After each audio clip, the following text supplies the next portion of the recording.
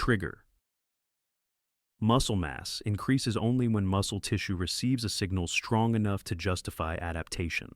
That signal is mechanical tension. Mechanical tension occurs when a muscle produces force while lengthening or shortening under load.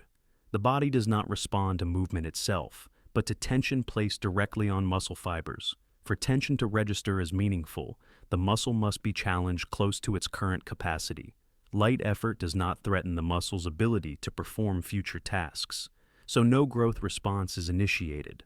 Sets must therefore be performed with sufficient effort, meaning the muscle approaches the point where it can no longer complete additional repetitions with proper control.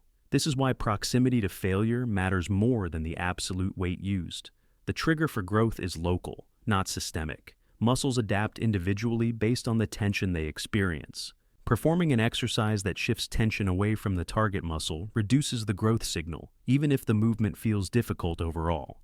Effective exercises are those that keep tension concentrated on the intended muscle through a large portion of the movement. Muscle damage is not the trigger for growth. Damage can occur alongside tension, but it is not required and does not predict hypertrophy. The body responds to repeated high-tension demands, not soreness. Progressive overload is not yet growth itself. It is simply the method by which tension is made novel over time. At the most basic level, muscle grows only after it detects that the current level of tension is no longer sufficient for future demands. Volume. Volume determines how much total growth stimulus a muscle receives over time. While the trigger for growth is mechanical tension, volume controls how often that trigger is applied strongly enough to matter. Volume is best understood as the number of hard, effective sets performed for a muscle. An effective set is one that places the muscle under high tension while approaching failure. Sets that end far from failure do not contribute meaningfully to growth, even if they add fatigue. This is why total repetitions or total time in the gym are poor measures of productive volume. Muscle growth responds to volume on a dose-response curve.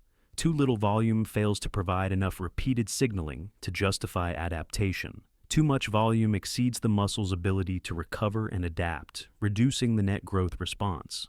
The optimal range sits between these two extremes and varies by muscle group, training age, and recovery capacity. Weekly volume matters more than volume in a single session. Spreading effective sets across multiple days improves stimulus quality by reducing fatigue within each session. This allows each set to be performed closer to true effort, maintaining high mechanical tension.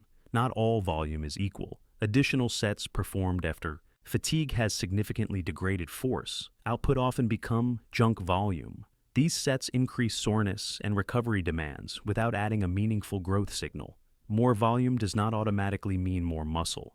Volume must be sufficient to reinforce the growth signal initiated by tension, but restrained enough to allow adaptation to occur. Intensity. Intensity describes how close a working set comes to the muscle's maximum capacity. It is not defined by how heavy the weight looks, but by how much effort the muscle must produce to complete each repetition. Muscle growth depends on high effort, not on lifting maximal loads. Muscle fibers are recruited according to the size principle. Lower effort contractions recruit smaller, lower threshold fibers first. As effort increases and the muscle approaches failure, larger, higher threshold fibers are recruited. These higher threshold fibers have the greatest potential for growth. This is why sets must be taken close to failure to stimulate full fiber recruitment. A wide range of loads can produce growth if effort is sufficient. Heavy loads produce high tension immediately, but fatigue the muscle quickly. Lighter loads require more repetitions to accumulate the same level of fiber recruitment, but can still stimulate growth when taken near failure. What matters is not the weight itself, but whether the muscle is forced to recruit its full capacity. Training to absolute failure is not required for growth, and often increases fatigue disproportionately. Stopping 1 to 3 repetitions short of failure allows high fiber recruitment while preserving recovery capacity. Consistency of effort across sets is more important than occasionally reaching failure. Intensity governs how effective each set is. Without sufficient intensity, volume becomes ineffective and the growth signal remains incomplete. Technique. determines whether mechanical tension is applied to the intended muscle or lost to momentum, joint structures, or assisting muscles. Proper technique does not mean slow or rigid movement, but controlled execution that keeps tension where it matters. A full, controlled range of motion increases the amount of time a muscle spends under tension at meaningful lengths. Muscles tend to experience higher growth stimulus when loaded through longer ranges, particularly when tension is maintained in stretch positions. Shortened or partial movements often reduce effective tension unless they are deliberately programmed for specific purposes. Stability plays a critical role in stimulus quality. When a movement lacks stability, force output is diverted toward balance rather than muscle contraction. This reduces the tension experienced by the target muscle. Using stable setups allows the muscle to produce force more directly, increasing the growth signal per repetition. Tempo affects tension, distribution, not growth by itself. Excessively fast repetitions rely on momentum, reducing muscular effort. Excessively slow repetitions increase fatigue without increasing tension. Controlled lifting with deliberate force production ensures tension remains high throughout the movement. Technique should serve tension, not aesthetics. Slight deviation in form can be acceptable if it increases target muscle loading, but uncontrolled breakdown that shifts work away from the muscle reduces effectiveness. Technique exists to protect the growth signal, not to limit it. Progression. Progression is the process by which the growth signal remains effective over time. Once a muscle adapts to a given level of tension and volume, that stimulus no longer represents a sufficient threat to require further growth. Without progression, training becomes maintenance. Progression does not require constant increases in weight. The body detects change through increases in demand, not through specific numbers on a bar. Adding repetitions with the same load, improving control, increasing range of motion, or reducing rest while maintaining performance can all represent progression. The most reliable form of progression is gradual and planned. Large, sudden increases in demand often exceed recovery capacity, leading to stagnation rather than growth. Small, repeatable increases allow adaptation to accumulate without overwhelming the system. Plateaus occur when progression outpaces recovery, or when progression is attempted without sufficient volume or intensity.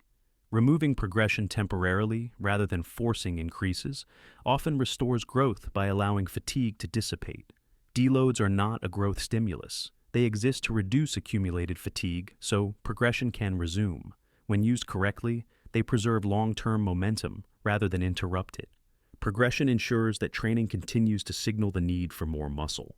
Without it, even well-designed programs lose effectiveness as the body adapts. Protein.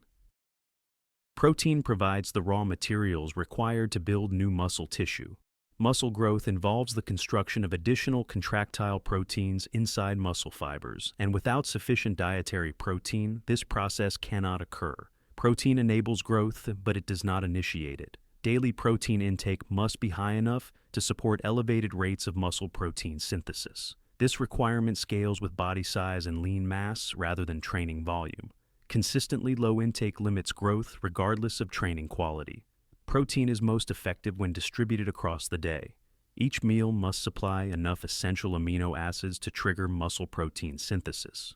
This occurs when a sufficient amount of leucine is present, acting as a signal that building materials are available.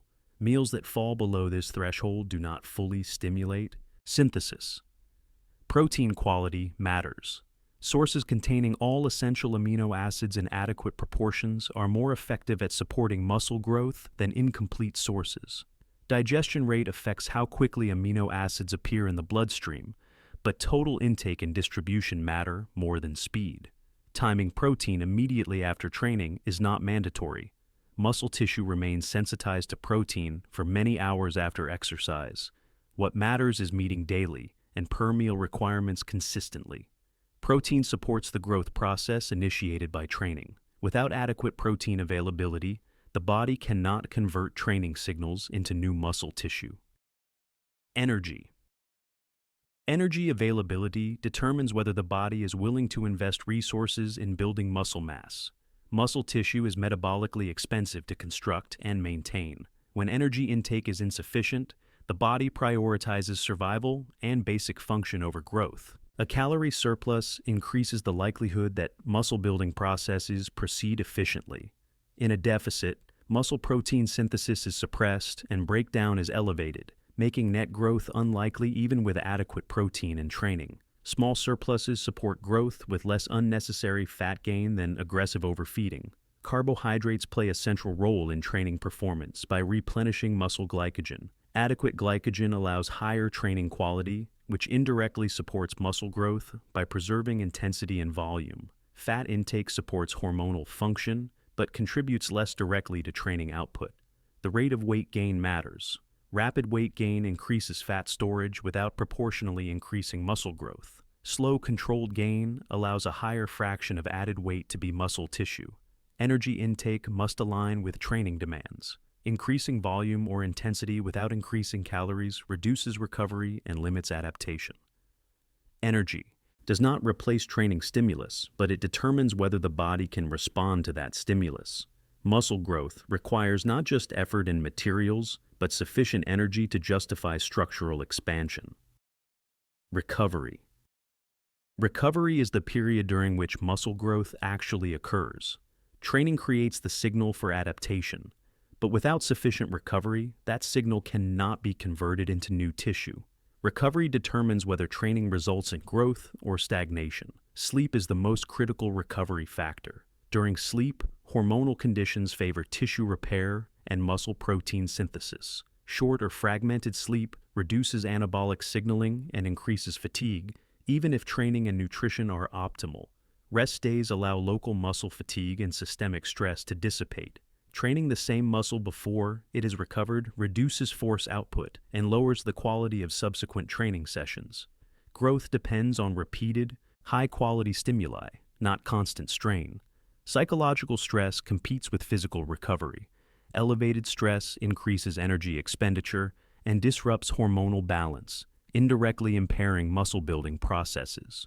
Recovery capacity is finite and shared across all stressors.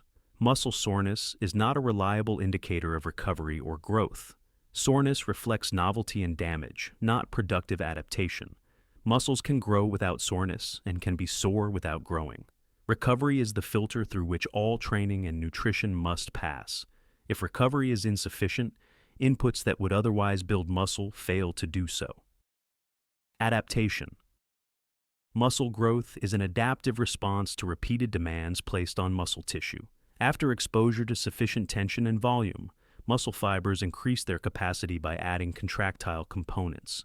This process occurs gradually and is regulated by internal signaling pathways.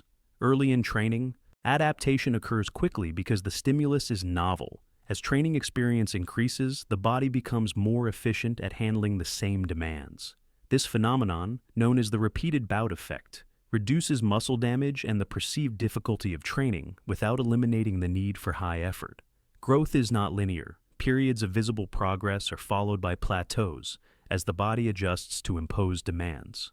Continued growth requires renewed stimulus through progression, not constant change in exercises or methods. Structural adaptation takes time.